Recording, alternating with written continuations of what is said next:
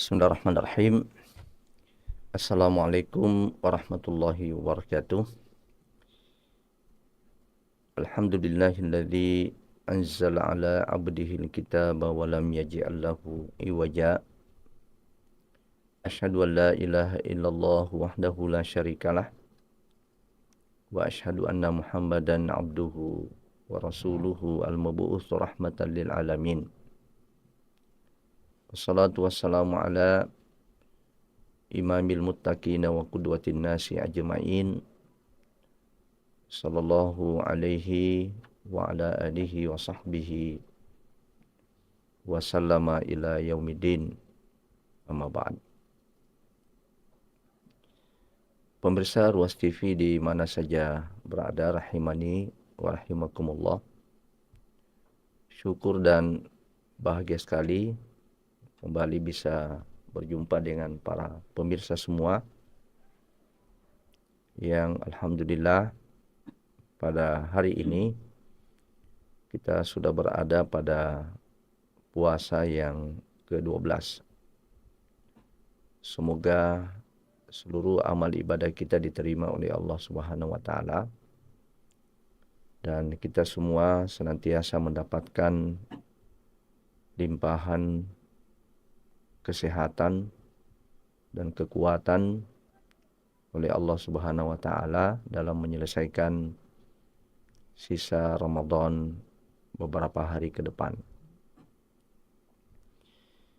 Pada sesi hari ini sesuai dengan bilangan puasa atau hari Ramadan, kita ingin mempelajari, mentadabbur 3 ayat yang terdapat di dalam surah Hud, surat ke-11, mulai dari ayat 44, 45 dan 46. Surat ini terdapat di juz 12. Mari pemirsa sekalian, kita membaca dulu ayat ini. Pemirsa bisa ikut dengan saya. A'udzu billahi minasyaitonir rajim. Wa qila ya ardu bal'i ma'aki wa ya sama'u aqli'i wa ghidal ma' wa qudiyal amru wastawat 'alal judi wa qila bu'dan lil qaumidh dhalimin wa nada nuhur rabbahu faqala rabbi inna bani min ahli فقال رب إن بني من أهلي وإن وعدك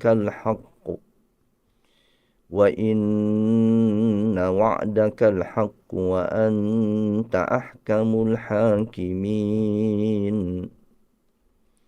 قال يا نوح إنه ليس من أهلك إنه عمل غير صالح فلا تسألني ما ليس لك به علم إني أعظك أن تكون من الجاهلين.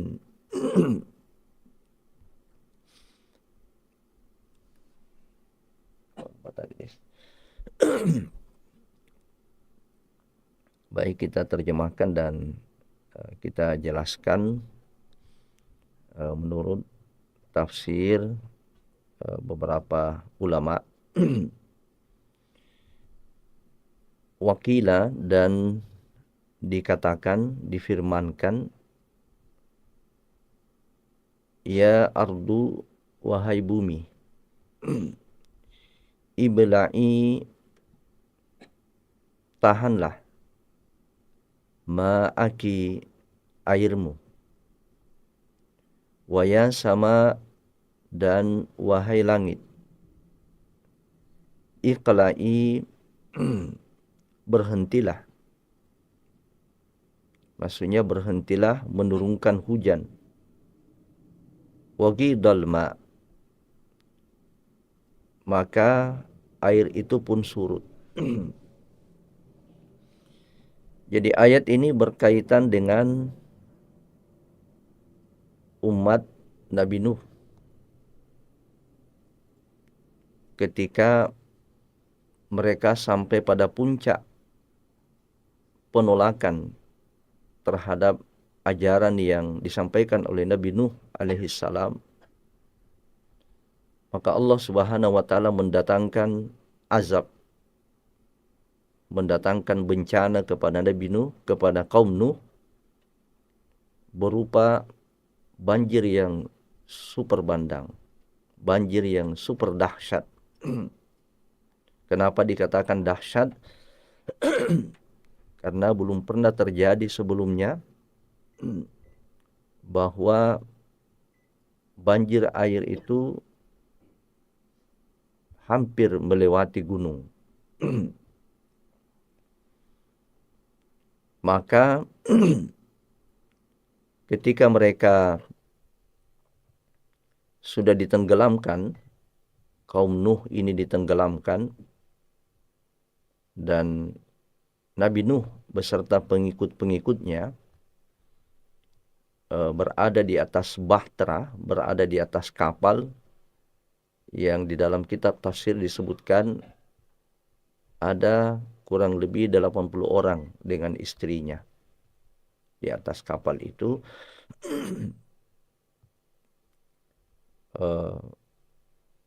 Kemudian banjir itu terjadi kurang lebih 150 hari. Banjir itu terjadi kurang lebih 150 hari. Jadi kalau kita bagi kurang lebih 5 bulan. Dan karena itu Nabi Nuh bersama pengikutnya berada di atas bahtera itu kurang lebih 150 hari. Nah, ketika umatnya ini sudah binasa, maka Allah Subhanahu wa taala memerintahkan kepada bumi, wakila ya ardu, dan difirmankan, Allah perintahkan kepada bumi, ibla'i ma'aki. Nah, telanlah airmu itu. Ya, karena bumi ini kan di atasnya ada air yang begitu dahsyat. Maka Allah perintahkan kepada bumi telan air itu. Kemudian Allah perintahkan lagi kepada langit, wa ya sama iqla'i, berhentilah menurunkan hujan. Wa ghidal ma, nah, maka surutlah air itu, wa qudiyal amr, dan telah diselesaikanlah perintah-perintah itu. Bumi taat, langit juga taat. Kemudian selesai. Maksudnya selesai di sini adalah binasa. Kaum Nuh yang selama ini menolak ajaran yang dibawa oleh beliau alaihissalam binasa pada waktu itu. Dalam waktu kurang lebih 150 hari. Wastawat alal judi, bahtera Nabi Nuh dengan pengikut-pengikutnya yang setia ini berlabuh. Wastawat berlabuh di atas sebuah bukit namanya Bukit Judi. Menurut sebagian mufassirin, Bukit Judi ini sebuah bukit yang terdapat di Jazirah Arab. Tepatnya sebuah negeri pada waktu itu bernama negeri Mausul. Nah, di situ berlabuh. Bahtera ini sebelumnya berlayar Bahkan disebutkan juga di dalam tafsir Ibnu Katsir, mereka sempat singgah ya karena melewati kota Mekah yang ada Baitullah. Mereka melewati itu dan singgah, kemudian bertawaf. Mereka bertawaf selama 40 hari. Inilah, jadi setelah itu, setelah mereka bertawaf, kemudian melanjutkan perjalanan dan berlabuh di sebuah bukit yang namanya Bukit Judi. Ya, Bukit Judi. Ketika mereka sampai di tempat itu, Nabi Nuh itu membangun sebuah kota yang kemudian disebut dengan kota Samanin. Ya, Samanin, dan Allah memberikan bahasa kepada mereka ini ada 80 bahasa. Ya, di mana setiap pemilik bahasa ini tidak tahu dengan yang lain. Artinya menggunakan bahasa itu, tetapi pemilik bahasa yang lain tidak mengetahui. Sehingga Nabi Nuh diinformasikan di dalam kitab tafsir Ibnu Katsir itu menjadi penterjemah. Nah, inilah yang disebutkan di sini. Ya, wakila, dan dikatakan bu'dan kebinasaan lil qaumil zalimin, bagi kaum yang zalim. Kemudian kita lihat ayat berikutnya, ayat ke-45. Wanada Nuhur rabbahu. Wanada, dan menyerulah Nabi Nuh rabbahu, kepada Rabbnya, kepada Tuhannya. Berdoa. Nabi Nuh berdoa. Faqal, maka beliau mengatakan, Rabbi inna bani min ahli. Tuhanku, sesungguhnya anakku. Nama anak daripada Nabi Nuh ini namanya Kan'an. Ya, sebagian mufassirin mengatakan ya anak tiri, tapi wallahu alam yang paling rajih, yang paling kuat itu adalah anak kandungnya sendiri. Berkatalah Nabi Nuh, Rabbi inna bani min ahli. Tuhanku, sesungguhnya anakku ini, anak laki-laki, min ahli, itu dari keluargaku. Wa inna wa'dakal haq, dan wa inna, dan sesungguhnya wa'daka, janjimu itu, janji engkau, al-haq, benar. Ya, artinya Allah Subhanahu wa taala menagih janjinya bahwa dia akan menyelamatkan keluarganya. Ya, maka Nabi Nuh menagih. Ya, padahal Nabi Nuh salah paham. Nabi Nuh keliru memahami janji Allah Subhanahu wa taala bahwa akan menyelamatkan keluarganya. Keluarga yang dimaksud itu bersyarat keluarga yang beriman. Allah menjanjikan akan menyelamatkan keluarganya kalau mereka itu beriman. Tapi kan di dalam kisah ini, anak bahkan istri daripada Nabi Nuh itu membangkang. Bahkan mereka diminta untuk naik ke bahtera yang telah dibuat oleh Nabi Nuh, mereka enggan. Ya, jadi tidak ada penyimpangan dari janji Allah Subhanahu wa taala ini. Sebab janji Allah Subhanahu wa taala ini berhak, tidak mungkin akan menolong, tidak mungkin akan menyelamatkan orang-orang yang tidak beriman. Nabi Nuh di dalam doanya ini mengatakan pada Allah, wahai Allah, wahai Tuhanku, anakku itu adalah bagian daripada keluargaku.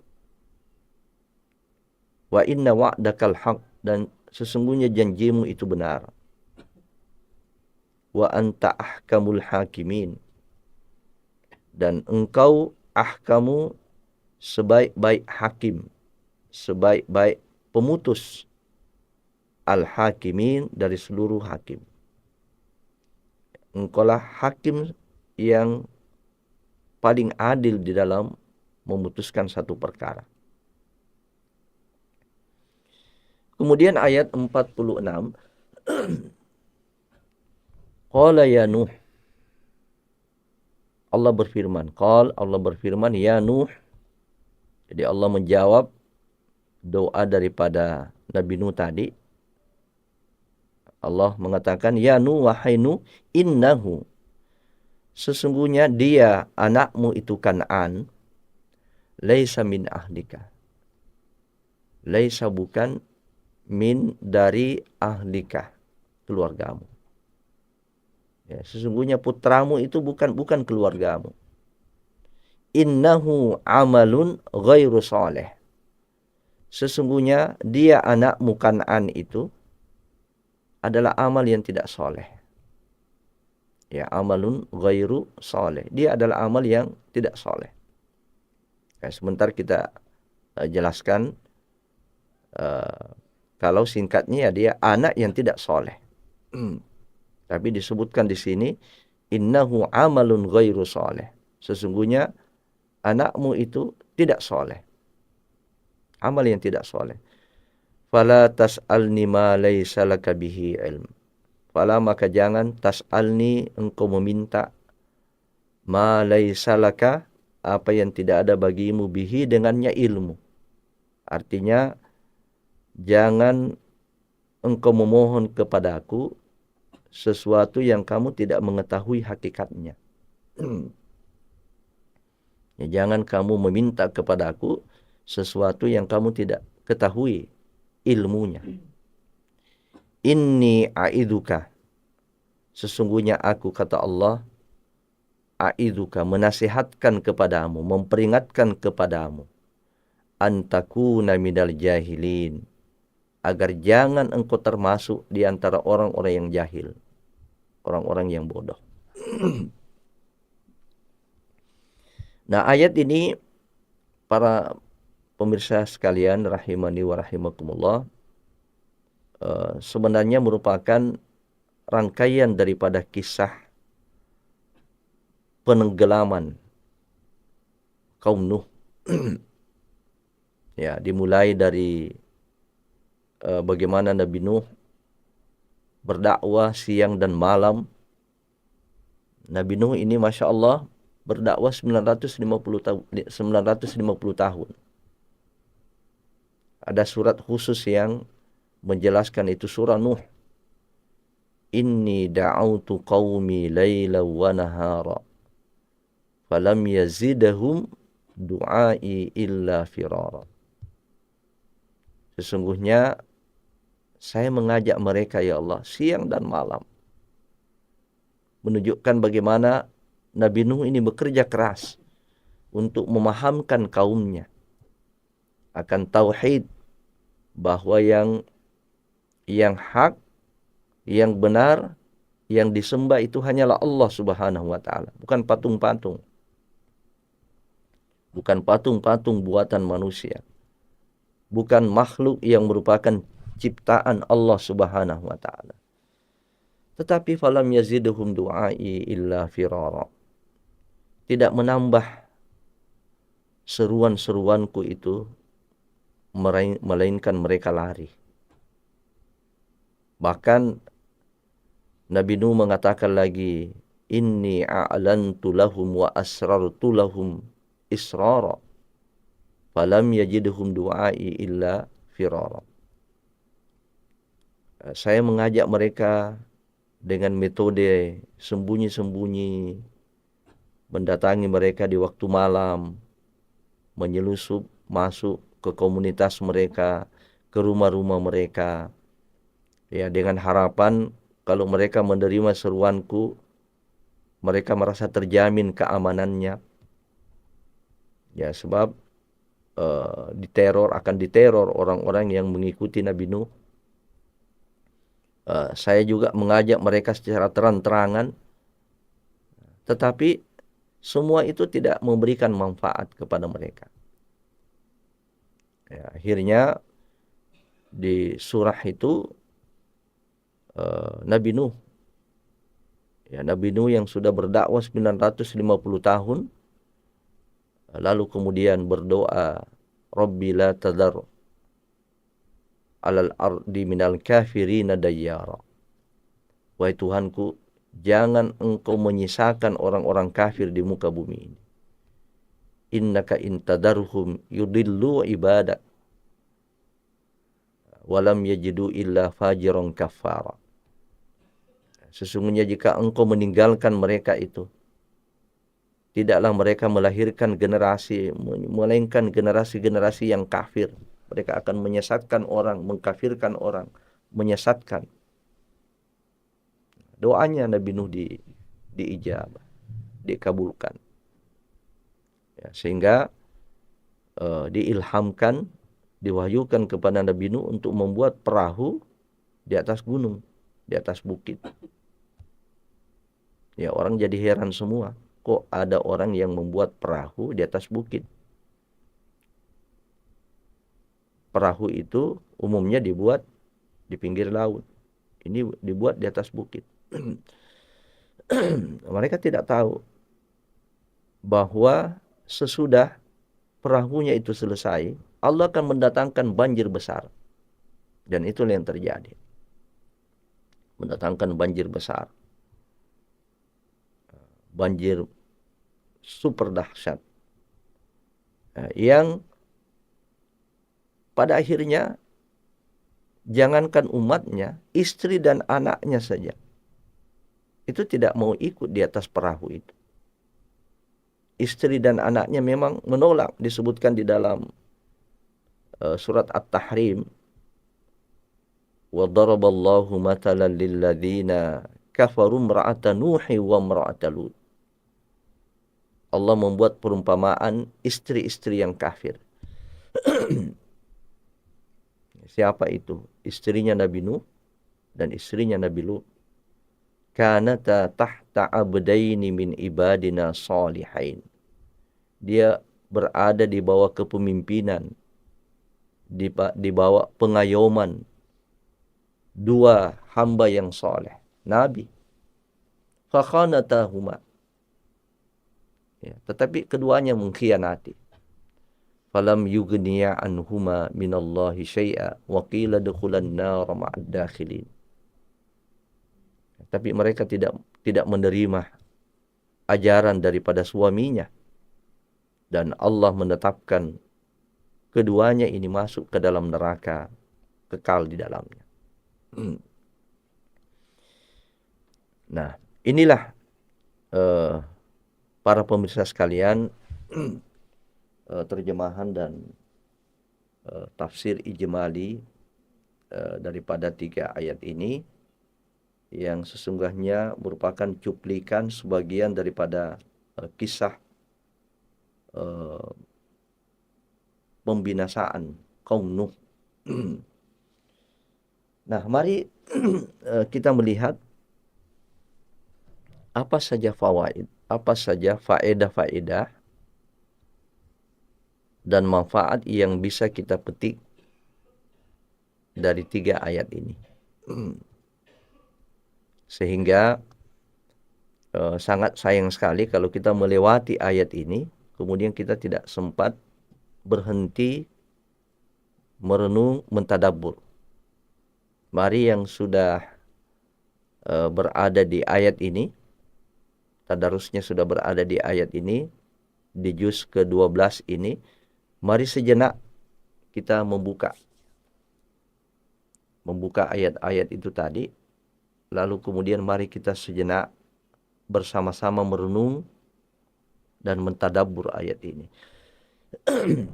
Yang pertama, faedah yang pertama yang kita bisa tarik dari ayat ini, 3 ayat ini, yang pertama adalah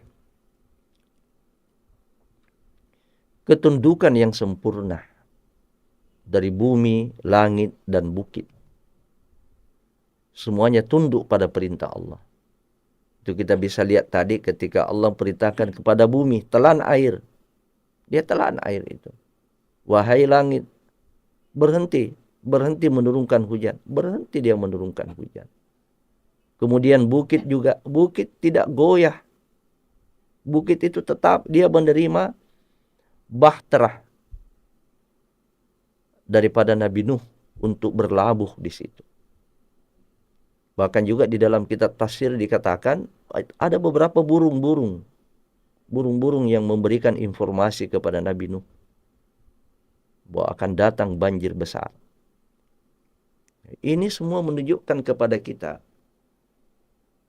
ketundukan bumi, ketundukan langit, ketundukan bukit, ketundukan burung-burung, ketundukan air, ketundukan alam semesta kepada penciptanya, yaitu Allah Subhanahu wa Ta'ala.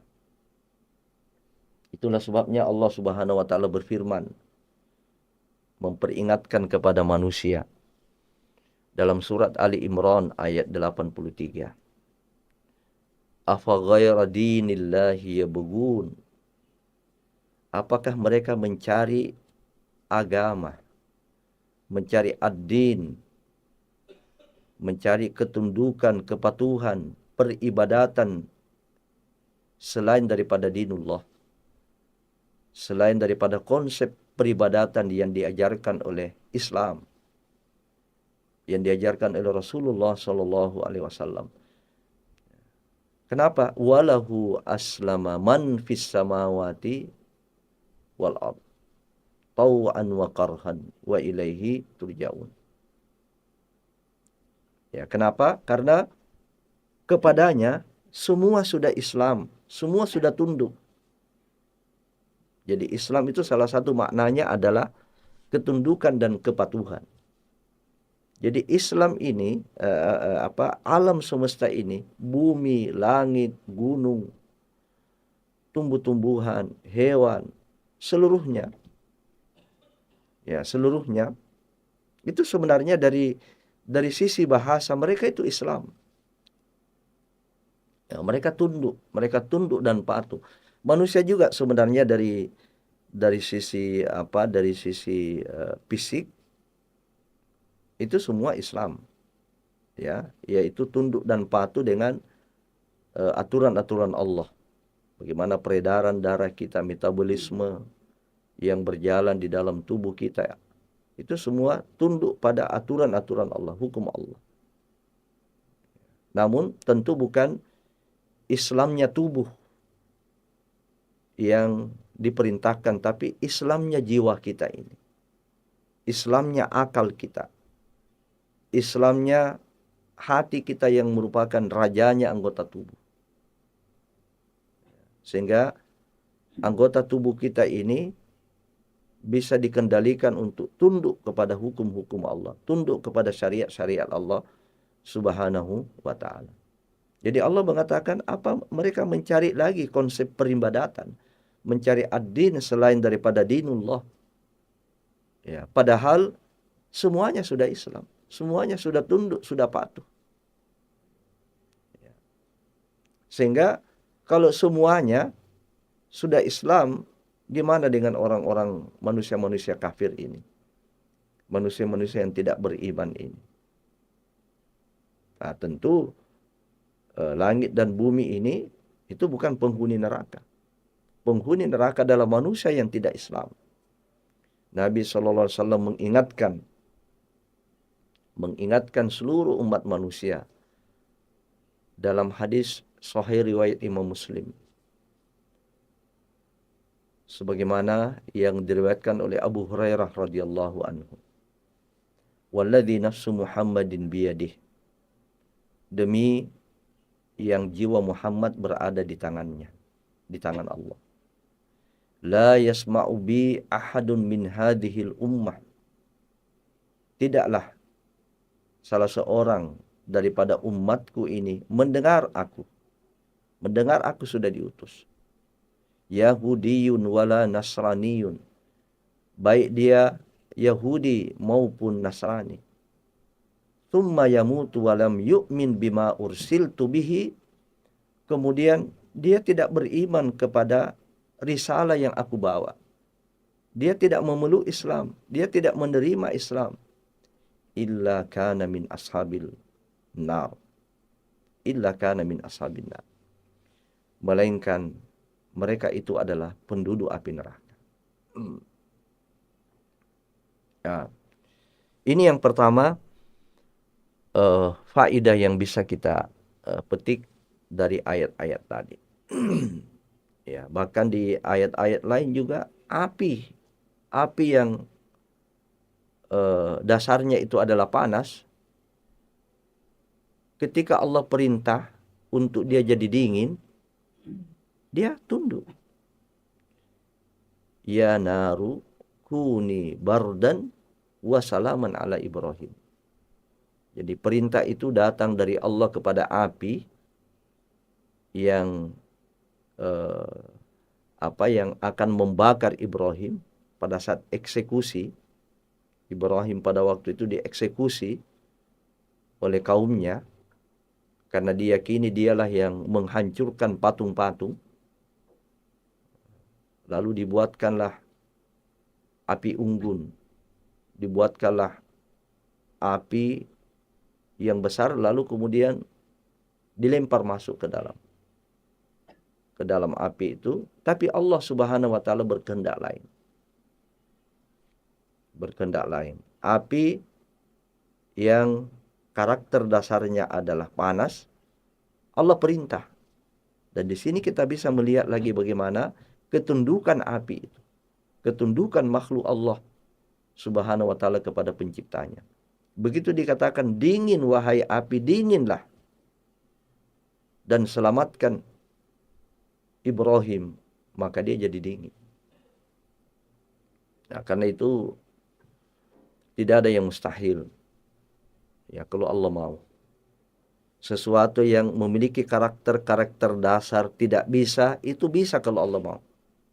Bulan Ramadan ini bulan mustajabnya doa. Bulan mustajabnya doa. Karena itu perbanyak kita berdoa di bulan Ramadan. Tidak ada yang mustahil. Tidak ada yang tidak bisa. Orang yang mungkin selama ini berdoa terus untuk naik haji, sedangkan pekerjaannya hanya jual bakso, pekerjaannya hanya penjual kaki lima, Allah bisa perintahkan itu pesawat. Allah bisa perintahkan travel, kasih itu dia tiket, uruskan visa. Ya, sedangkan gunung bisa diperintah oleh Allah. Ya, sedangkan api bisa diperintah oleh Allah, bumi bisa diperintah oleh Allah. Apalagi kalau hanya ya travel itu misalnya. Ya, Allah bisa menggerakkan. Allah semua bisa memerintahkan itu. Yang kedua, pelajaran yang kedua, ini bukti kekuasaan Allah Subhanahu wa taala. Bahwa memang dia adalah Al-Malik. Al-Malikul Quddus. Dia raja, Malik Yaumiddin. Dia raja di akhirat. Dia raja di dunia ini. Ya, karena itu dia bisa melakukan apa saja yang dia kehendaki di bumi ini. Apalagi di akhirat. Coba kita lihat tadi. Bagaimana dia bisa memerintah bumi, memerintah langit, memerintah gunung, memerintah air, memerintah burung-burung, memerintah api, dan semuanya. Menunjukkan bahwa Allah Subhanahu wa taala, wallahu yaf'alu ma yurid. Allah bisa melakukan, bisa berbuat apa saja yang dia kehendaki. Yang ketiga, pemirsa Ruas TV rahimakumullah, di sini kita melihat juga bagaimana sunnatullah berlaku kepada kaum yang kezalimannya sudah luar biasa. Kezalimannya sudah melewati batas. Dosa-dosa mereka di dalam menolak kebenaran, menolak risalah para rasul, itu adalah merupakan kezaliman yang besar. merupakan dosa yang besar dan kezaliman yang besar. Maka puncak daripada kezaliman itu, kalau sudah tidak ada lagi yang mau menerima risalah ini, tidak ada yang mau menerima kebenaran, tidak ada lagi yang mau mendengar para dai, para mubalik, mereka hanya memperturutkan hawa nafsunya, maka waspada. Sunnatullah yang terjadi pada kaum-kaum terdahulu itu akan terjadi juga pada kita. Coba kita lihat di sini bagaimana Allah mengazab kaumnya Nuh dengan mendatangkan banjir bandang. Allah Subhanahu wa taala juga mengingatkan kita dalam konteks yang sama dengan ini di surat Al-Ankabut ayat 40. Surat 29 ayat 40. Allah Subhanahu wa taala mengingatkan kita, fakullan akhadna bidzambihi. Maka setiap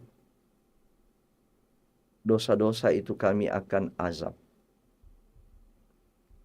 Kami akan mengazab setiap dosa-dosa, setiap kezaliman yang mereka lakukan. Di sini Allah menyebutkan 4 jenis azab, ya, bahkan 4 jenis pembinasaan pada beberapa kaum karena dosa-dosa mereka yang sudah melampaui batas. Faminhum man arsalna alaihim hasiba. Di antara mereka ada yang kami kirimkan angin topan dan kerikil batu. Jadi mereka dibinasakan dengan mengirim angin yang begitu kencang, kemudian juga kerikil-kerikil batu. Angin ini selain menerbangkan rumah-rumah, menerbangkan pohon-pohon, sampai juga mendatangkan kerikil-kerikil. Ada hujan kerikil batu. Kita ini belum pernah menyaksikan ada hujan kerikil batu. Inilah yang Allah timpakan kepada kaum Lut, kaum Sodomi. Hati-hati dengan LGBT. Ya, hati-hati Anda semua ini yang pro kepada LGBT. Ya, kepada lesbian, gay, bioseks, dan transeks.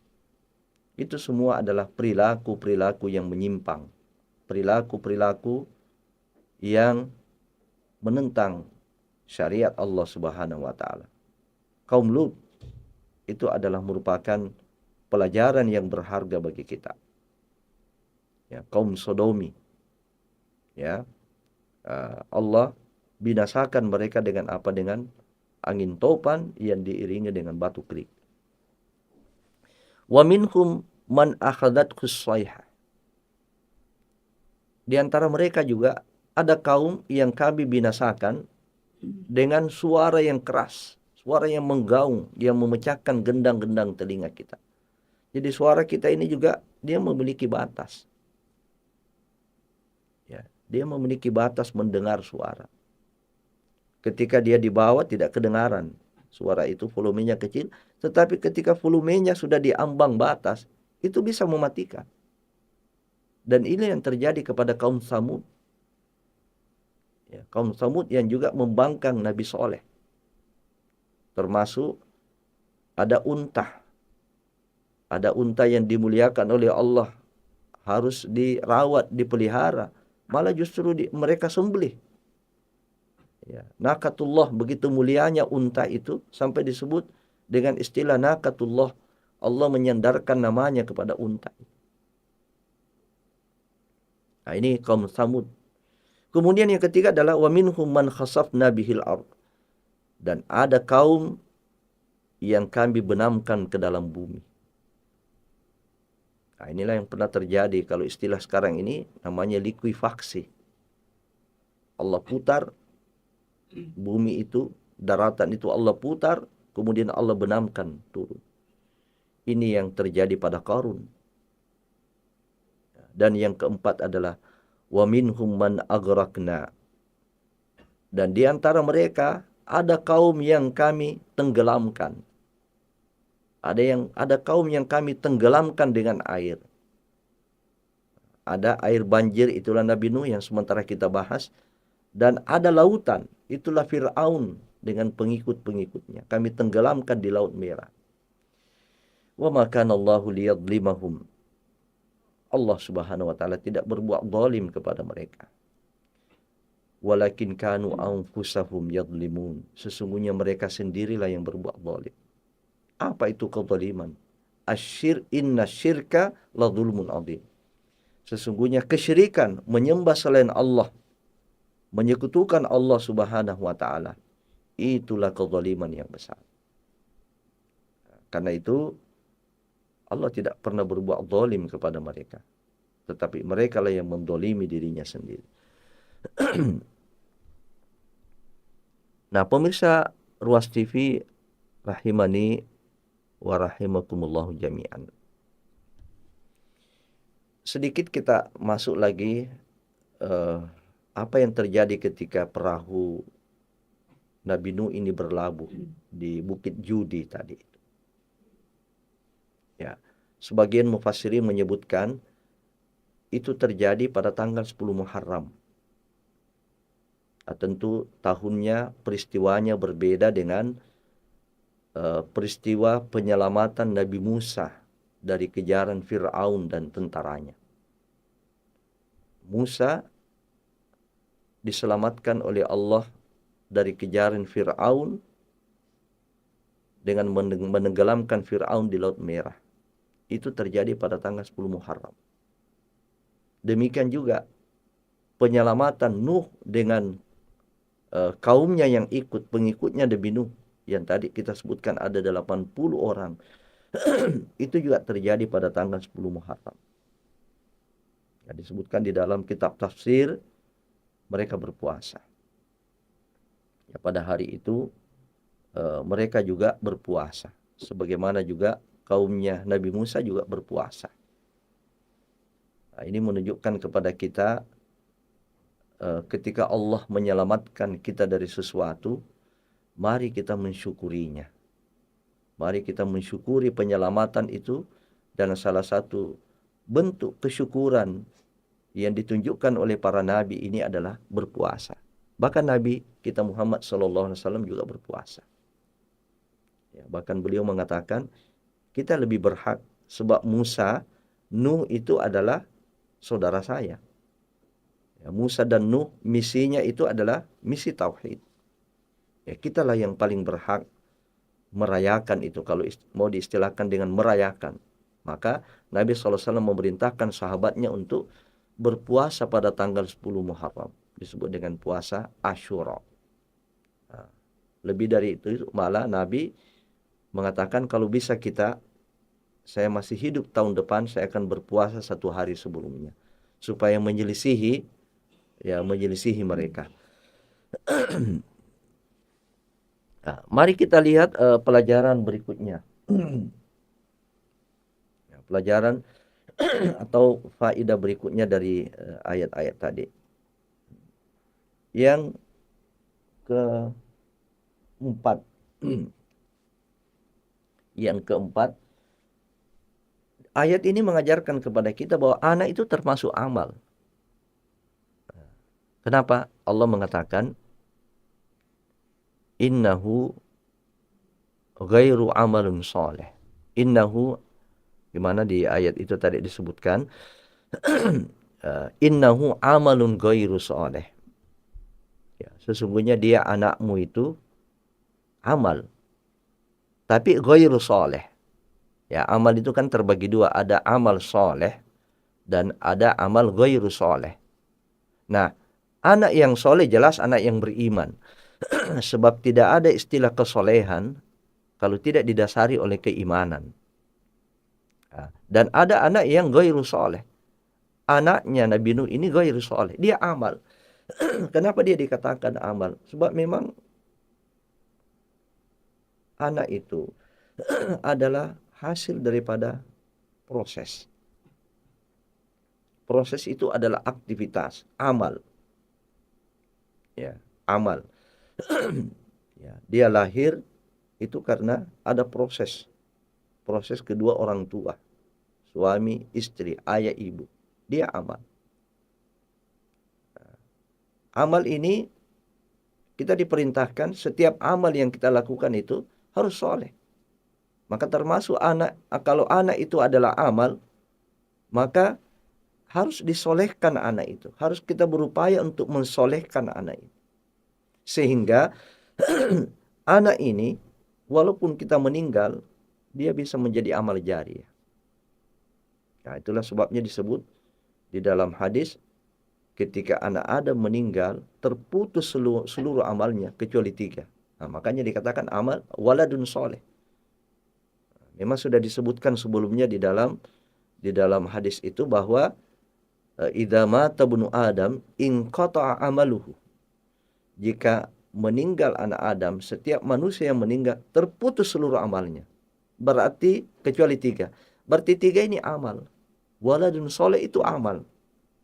Nah, dari mana Nabi sallallahu alaihi wasallam menyebutkan itu? Tentu dia adalah turunan daripada ayat ini. Innahu amal, tapi ghairu soleh.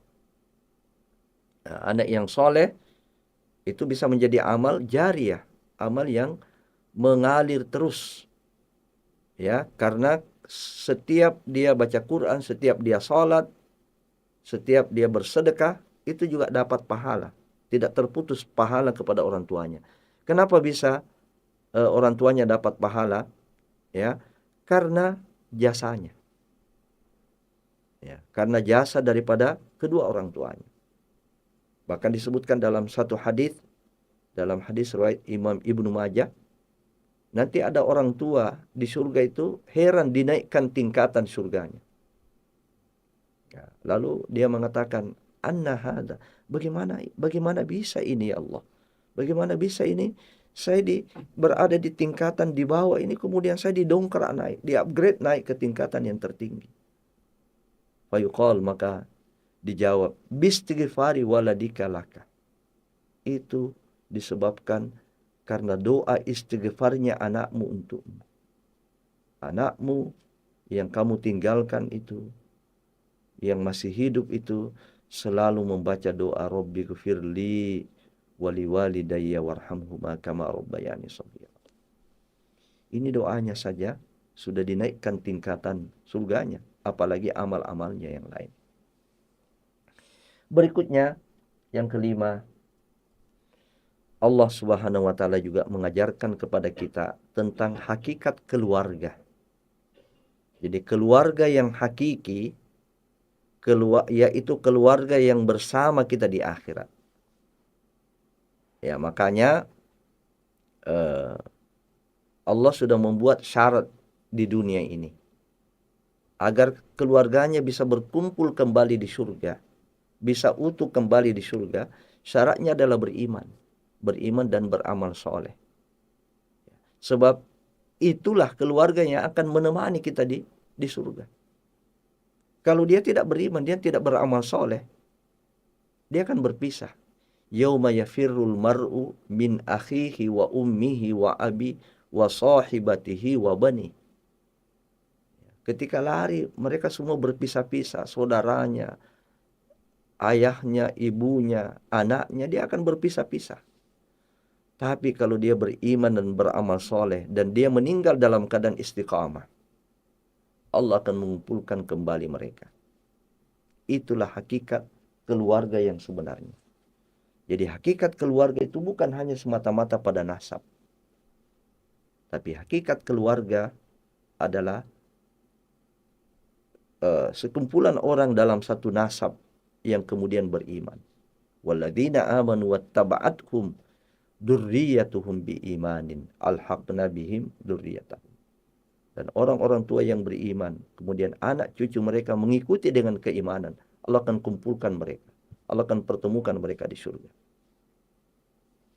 Kemudian yang keenam, kesolehan atau kesolihan itu bukan genetika yang otomatis menurun dari orang tua ke anak.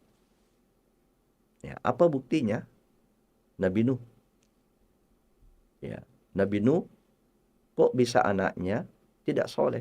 Berarti kesolehan itu bukan genetika. Ya, tidak sama misalnya ada penyakit itu berkaitan dengan genetik. Diabetes misalnya itu berkaitan dengan genetik, ya menurun. Ya, tetapi kesolehan ini bukan genetik. Dia adalah hasil daripada kerja usaha yang sesuai dengan ilmu. Ya, memang Allah mengutamakan, memberikan keutamaan kepada orang tua yang soleh. Dan inilah yang disebutkan di dalam ayat wal baladut thayyibu yakhruju nabatuhu bi'idzni rabbih. Dan tanah yang baik akan menumbuhkan tanaman yang subur. Sebagian ulama mengatakan sering beristighnas kepada ayat ini. Al-baladut thayyib itu orang tua yang soleh. Ya. Jadi artinya apa?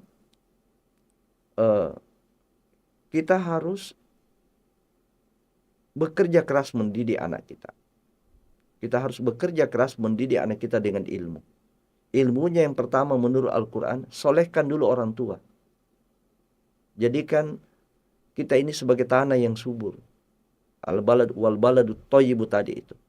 Kemudian yang kedua, bersungguh-sungguh mendidik sesuai dengan petunjuk syariat. Ya, apalagi sekarang ini kita tidak bisa lagi mendidik anak dengan baik dengan mengandalkan pengalaman sesuatu yang kita katakan alamiah, otomatis. Ya. Dan yang ketujuh adalah hakikat ilmu. Karena tadi Allah Subhanahu wa taala mengatakan kepada Nabi Nuh, jangan kamu meminta kepada aku sesuatu yang kamu tidak punya ilmu. Artinya Nabi Nuh itu tidak tahu ilmunya amal soleh, ilmunya apa? Ilmunya keluarga. Siapa hakikat keluarga yang sebenarnya?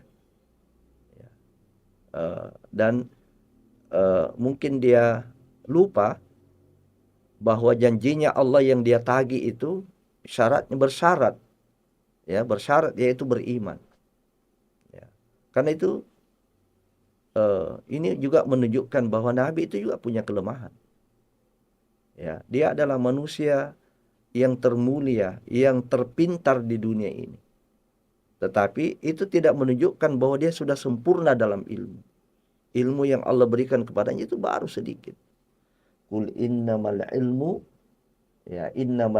indallah. Katakan innamal ilmu indallah. Sesungguhnya ilmu itu di sisi Allah Subhanahu wa taala. Itu merugilah orang-orang yang tidak mau berusaha untuk mengambil ilmu dari Allah Subhanahu wa taala. Dan yang terakhir, bahwa para nabi Allah Subhanahu wa taala selalu dibimbing. Ya, selalu dibimbing. Inilah bukti daripada kemaksuman para nabi. Nabi itu bukan manusia yang suci, yang tidak ada kesalahannya, tidak ada dosanya. Tetapi dia maksum. Maksum artinya dia diampuni dosanya, dibimbing oleh Allah ketika dia salah. Dan sesudah itu dia menyadari, para nabi itu menyadari dan dia merubah. Ya, karena itu di ayat-ayat berikutnya Nabi Nuh memperlihatkan taubatnya dari kekeliruan di dalam berdoa kepada Allah Subhanahu wa taala. Inilah beberapa ayat-ayat yang bisa kita tadabbur dari penggalan juz ke-12 dari Al-Quranul Karim, yang mudah-mudahan kita semua pada bulan Ramadan ini paling minimal bacaan tadarus kita sudah sampai di juz ke-12. Semoga bermanfaat bagi diri saya dan bagi kita semua. Barakallahu fikum. Subhanakallahumma bihamdik. Asyhadu an la ilaha illa anta astaghfiruka wa atubu ilaik. Wa sallallahu ala nabiyyina Muhammadin wa ala alihi wa sahbihi wasallam. Walhamdulillahi rabbil alamin. Wassalamualaikum warahmatullahi wabarakatuh.